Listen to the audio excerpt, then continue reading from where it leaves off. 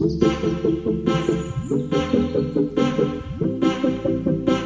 दोस्तों, मैं अमरदीप कादियान। नमस्ते, प्रणाम, सलाम वालेकुम, सत श्री अकाल, जय मसीह की, राम राम जी, जय माता की। दोस्तों, आपका स्वागत है मेरे यूट्यूब चैनल डिसेंट एडवाइस में। दोस्तों, आज हम बात करेंगे कि स्कूल वाले भी कैसे रिकवरी एजेंट बन गए हैं। दोस्तों, पहले मेरे देखने और सुनने में आता था कि बैंक और एनबीएफसी कंपनी रिकवरी एजेंटों को लोगों के पीछे लगा देते हैं। अब इन स्कूल वालों ने भी ये जो इनके टीचर हैं, ये रिकवरी एजेंट की तरह लोगों के पीछे लगा रखे हैं, आम और खास आदमी के पीछे। जैसे कि कोरोना काल की वजह से लोगों के काम धंधे, बिजनेस, व्यापार ठप हैं। बहुत से आदमियों के जॉब चली गई है, करोड़ों आदमियों की, वो फीस दे नहीं पा रहे हैं। इनको क्या चाहिए? ये ऑनलाइन स्टडी करवा रहे हैं। किसी के बच्चे पढ़ो ना पढ़ो, लेकिन ये ऑनलाइन स्टडी करवा रहे हैं और दोबारा फोन करते हैं कि फीस दे दो, फीस दे दो, फीस दे दो। बहुत से करोड़ों आदमी आज ऐसे हैं हमारे देश में जिनसे अपना रसोई का खर्चा नहीं चलाया जा रहा है, लेकिन ये उसको फोर्स कर रहे हैं दोबारा फोन करके। रिकवरी एजेंटों की तरह गाली गलौज तो नहीं करते, पर कुछ कसर भी नहीं रखते उसकी बेइज्जती करने में। हमारे यहाँ हरियाणा में, जैसे मैं रहता हूं, यहाँ माननीय हाई कोर्ट के आदेश आ गए हैं कि स्कूल सिर्फ स्कूल ट्यूशन फीस ले सकते हैं, उसके अलावा ये कुछ नहीं ले सकते। लेकिन जब ये हाई कोर्ट में केस चला हुआ था, उस ड्यूरेशन में भी बहुत से, क्या लगभग सारे स्कूली तब भी ये फीस मांगते थे। तब इनके पास कोई राइट्स नहीं थे। अगर आपके पास इनकी उस टाइम की रिकॉर्डिंग है, उसको संभाल के रखें, क्योंकि वो तारीख बहुत मैटर करती है। जिस तारीख में माननीय हाई कोर्ट में केस गया हुआ था, उस टाइम स्टे मिला हुआ था, कोई स्कूल किसी से पैसा नहीं मांग सकता था। उस टाइम भी ये रिकवरी एजेंट का काम करके लोगों से फीस मांग रहे थे। अब मेरे देखने में यह आया है कि जिनके बच्चे 10वीं और 12वीं क्लास में हैं, क्योंकि उनके बोर्ड के पेपर है, उनको एक्स्ट्रा फोर्स किया जा रहा है नए तरीके से उनसे पैसा निकालने के। उनकी वाइफ को फोन करते हैं, भाई यहां आ जाओ, साइन कर दो। जब वो वहां चले जाएंगे, भाई बोर्ड के पेपर है, उस पर साइन करने, फिर कहेंगे जी फीस दे दो।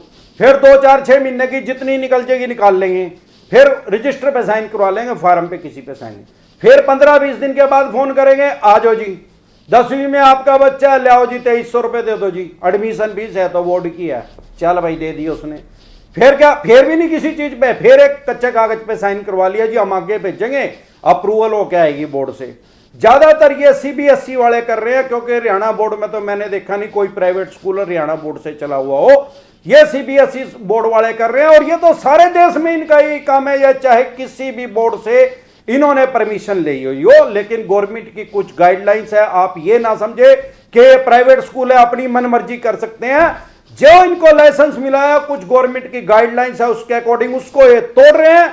आप इनको प्रूफ इकट्ठा कीजिए, फिर क्या करते हैं, फिर 15-20 दिन के बाद फिर बोलते हैं जी आ जाइए, फार्म पे साइन कर दीजिए, फिर आपकी साइड ड्यू निकाल देते हैं इतना। और मेरे देखने में यह भी आया है कि ये एनुअल फीस भी मांग रहे हैं।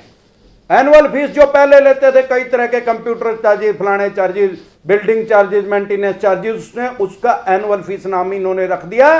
पहले तो लेते थे, लेकिन अब माननीय हाई कोर्ट की तरफ से आदेश है कि ये सिर्फ ट्यूशन फीस लेते हैं। लेकिन ये सोचते हैं कि आपका बच्चा 10वीं या 12वीं में है तो ये आदमी फंसा हुआ दे देगा। तो आप क्या कीजिए, जब भी कोई आपके पास स्कूल से फोन आए, पहले उस टीचर का नाम पूछिए, और रिकॉर्डिंग का ऑप्शन लगभग सभी फोनों में नहीं है, तो आप ऑनलाइन उसको वो लोड कर सकते हैं रिकॉर्डिंग वाले ऐप को। उसके बाद उसका नाम पूछिए, उसके बाद उसी स्कूल का नाम पूछिए, वो खुद से बताएगा कि मैं उस स्कूल से बोल रहा हूं या बोल रही हूं।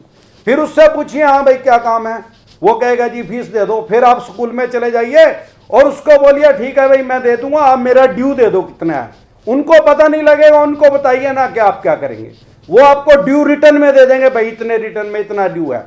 फिर कहते ठीक है भाई साहब मैं आता हूं, घर सलाह करके पैसे का इंतजाम करके आता हूं। उसके बाद आप दोबारा उससे मिलने के जाइए, जो उनके स्कूल के मालिक हैं उनसे मिलिए। आज 99% चांस है कि वो आपको उनसे मिलने ही नहीं देंगे।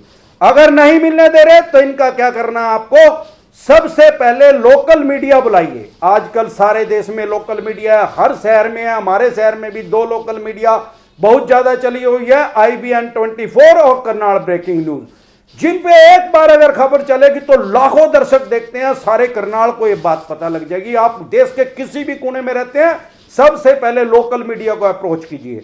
वो आपसे कोई पैसा नहीं लेंगे, उनको तो ऐसा कंटेंट चाहिए जो आम और खास आदमी की समस्या है, ताकि लोगों को पता लगे किस तरह से हरास कर रहे हैं, किस तरह से लोगों के साथ ठगी की जा रही है।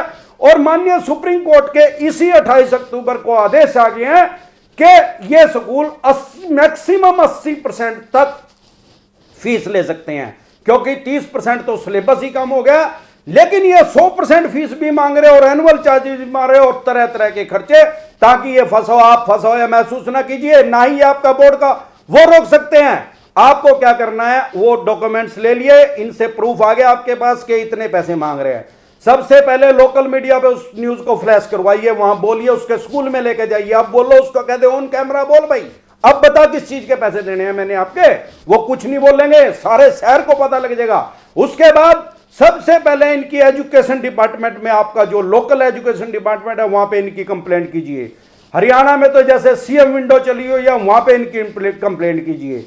डीसी साहब के पास इनकी कंप्लेंट कीजिए। अगर आप उत्तर प्रदेश में रहते हैं तो डीसी साहब को वहां पे डीएम बोलते हैं, नगराधीश अलग अलग नाम से इनको पुकारा जाता है, उनके पास इनकी कंप्लेंट कीजिए रिटर्न में।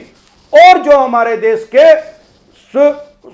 एजुकेशन मिनिस्टर हैं सेंटर के, उनके पास भी इनकी कंप्लेंट भेजिए। और एक माननीय हाई कोर्ट में और एक माननीय सुप्रीम कोर्ट में इनके खिलाफ याचिका दायर नहीं भी कर सकते तो इनकी कंप्लेंट भेज दीजिए कि फलाना स्कूल है और ये मेरे पास इनका प्रूफ है, उसको पेन ड्राइव में सेव कर लीजिए। इनकी जो वॉइस रिकॉर्डिंग है वो भी वहां पे भेज दीजिए।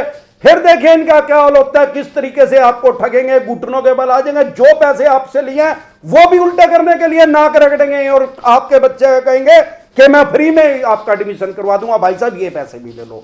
तो इस तरह से आप इनकी हरासमेंट से बच सकते हैं, क्योंकि ये तो उनके भी उस्ताद बन गए हैं, रिकवरी एजेंटों के भी। अरे यार, रिकवरी एजेंट तो तब पीछे लगे हैं कि लोगों ने उनसे पैसा ले रखा है, बैंक या एनबीएफसी कंपनी से। स्कूलों वालों से कौन सा पैसा ले रखा भाई? 5-10 साल अगर आपके बच्चे पढ़ रखे हैं तो आपने तो दे ही रखा उनको पैसा। तो ये किस तरह से, इस तरीके से ये नहीं कर सकते। इस तरीके से आप अपने अगर आपको राइट्स पता हो तो ये कुछ नहीं कर सकते, घुटनों के बल आ जाएंगे। आज के लिए बस इतना ही, कल फिर मिलते हैं एक नए टॉपिक के साथ।